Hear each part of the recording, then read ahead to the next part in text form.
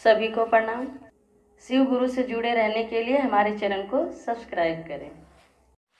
हमारी वीडियो सबसे पहले देखने के लिए घंटी जरूर दबाएं। ओ निर्मल कर दो मेरे मन को, निर्मल कर दो मेरे राम, मेरे राम। मेरे मन को निर्मल कर दो गुरुदेव महादेव। मेरे मन को निर्मल कर दो गुरुदेव महादेव। इस पतित को पावन कर दो, इस पतित को पावन कर दो गुरुदेव महादेव। मेरे मन को निर्मल कर दो गुरुदेव महादेव। दुख के वन में सुख की मुझको किरण दिखे न मेरे गुरुवर। दुख के वन में मुझको सुख की किरण दिखे न मेरे गुरुवर।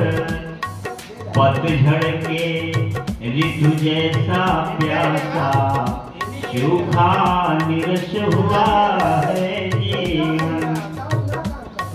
अंतर की अंधेरी नगरी में विषयों से मैली गगरी में। अंतर की अंधेरी नगरी में विषयों से मैली गगरी में। सुमिरन का अमृत भर दो, सुमिरन का अमृत भर दो गुरुदेव महादेव। मेरे मन को निर्मल कर दो गुरुदेव महादेव। किस्मत मुझी को समय के रथ पर चढ़कर उस पथ पर लाई। किस्मत मुझी को समय के रथ पर चढ़कर उस पथ पर लाई। दूर दूर तक जहाँ बिछी है केवल मोह की परछाई। श्रद्धा से इस ही हृदय में एक सुनसान से देवालय में। श्रद्धा से इस ही हृदय में एक सुनसान से देवालय में। सुमिरन का अमृत भर दो गुरुदेव महादेव। मेरे मन को निर्मल कर दो गुरुदेव महादेव। भाई बहन, शाह हरेंद्रानंद जी जब शिव से प्रीत लगा ली तो उन्हें ना दिन में चैन ना रात में शांति। हर पल केवल शिव के विषय में ही सोचना और सोचते सोचते सोचते सोचते एक दिन उनकी सांसों पर चढ़ा नमः शिवाय। साहब के पास तो कोई भी माध्यम नहीं था, केवल सोचना ही उनका काम था कि शिव मेरे गुरु हैं और मैं उनका शिष्य हूं, और कोई माध्यम नहीं था।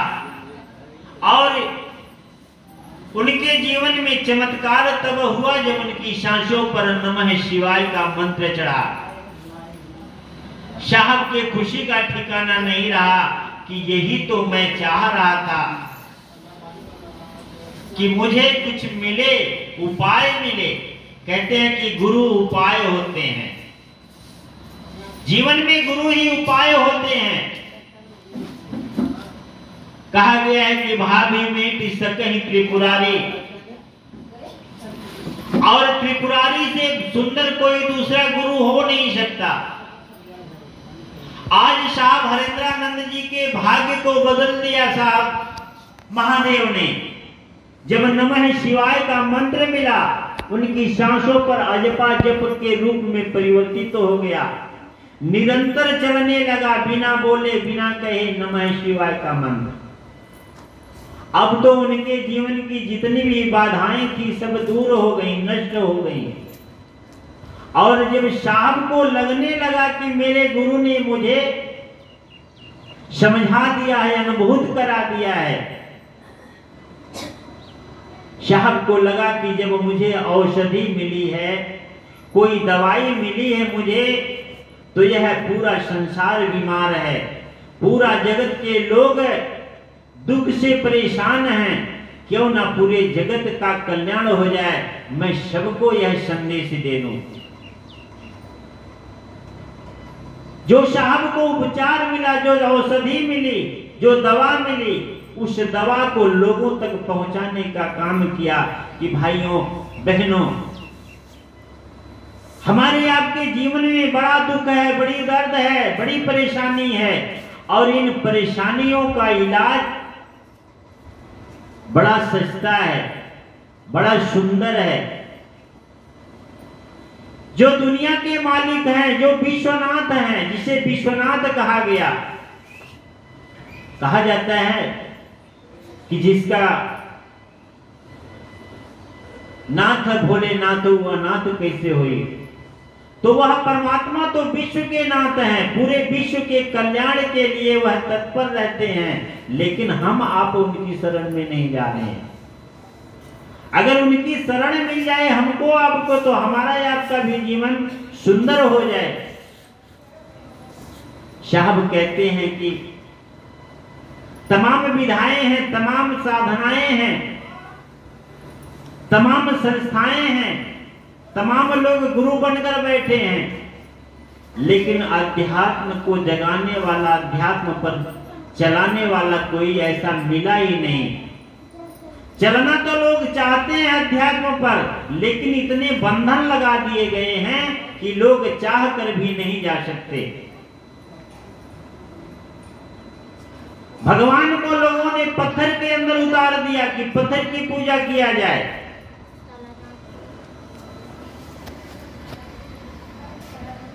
कहा जाता है भाई बहन,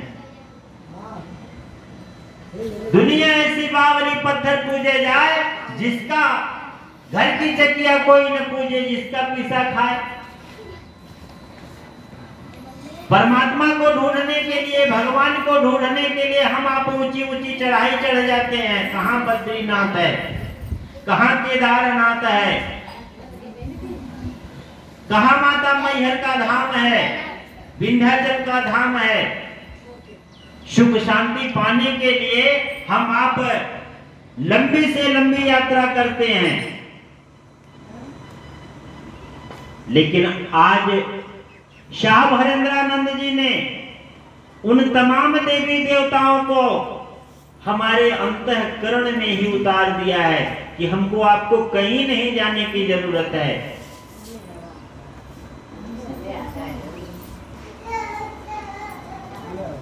वह परमात्मा तो सदैव हमारे आपके हृदय में निवास कर रहा है। कहा गया है कि सदा बसंतम हृदय अरविंदे। अगर हम आप अपने हृदय के अंदर ही उनका दर्शन करने का प्रयास करें, तो उनका दर्शन हो सकता है और हमको आपको अनुभूत हो सकती है, अनुभूति मिल सकती है। हमारी आपकी जो भी समस्याएं हैं, जो भी परेशानियां हैं, स्वतः ठीक हो सकती हैं, लेकिन पहले हम आप प्रयास करने का प्रयास तो करें।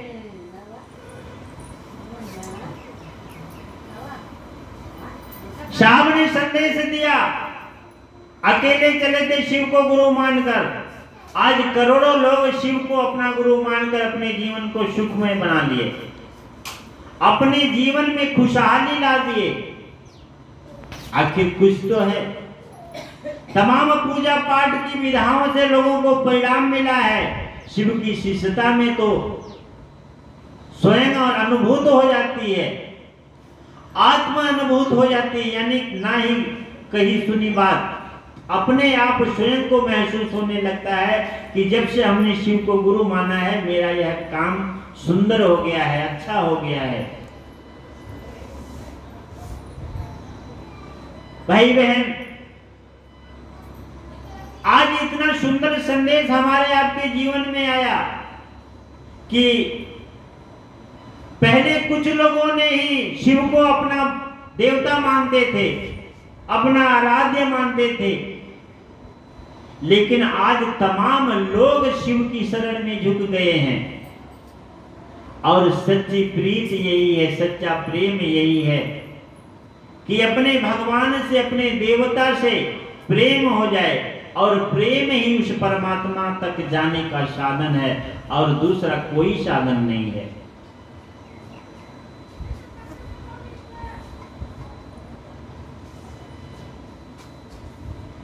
कहा भी गया है कि पोथी पढ़ पढ़ जग मुआ, हुआ न पंडित कोय, 2.5 अक्षर प्रेम का पढ़े सो पंडित होए। आज उसी प्रेम को जगाने का प्रयास किया जा रहा है, छोटा बड़ा मंच लगाकर उसी मानवता को जगाने का प्रयास किया जा रहा है।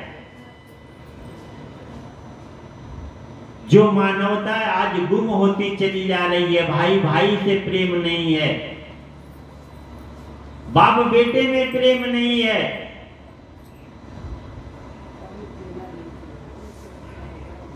आज वो इंसानियत कहां चली गई है लोगों की।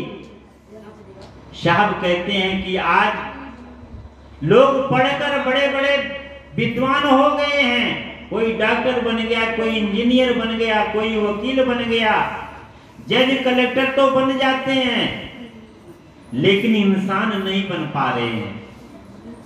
उनके अंदर मानवता नहीं हो पा रही है।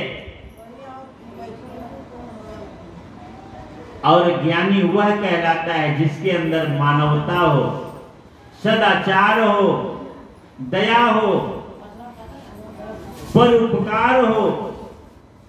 मानव वही कहलाता है, इंसान वही कहलाता है।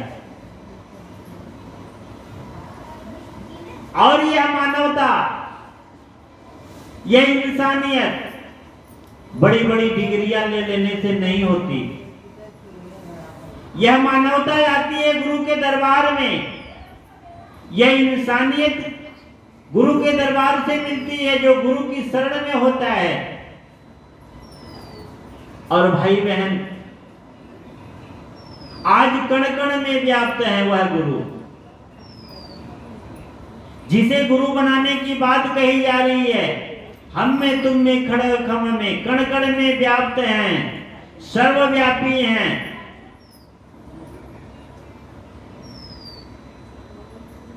जिसे शिव कहा जाता है,